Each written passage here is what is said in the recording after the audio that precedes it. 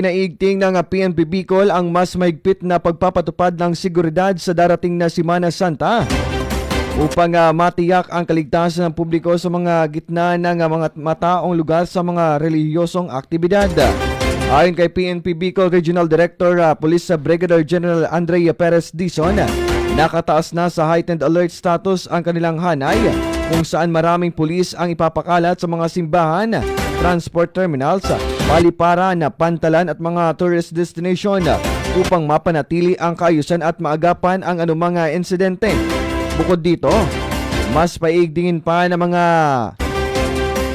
checkpoints, mobile patrols at intelligence operations upang maiwasan ang kriminalidad, kabilang ang pagnanakaw, pang-hold up at pagkalat ng ilegal na droga.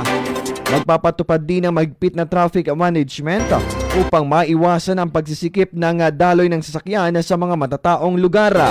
Samantala, tiniyak ni Dizon na mananatili ang kanilang hanay sa pagbibigay ng ligtas at payapa, organisadong Semana Santa, katuwang ang mga lokal na pamahalaan, force multipliers at volunteer groups upang mas mapalakas ang seguridad sa buong rehiyon.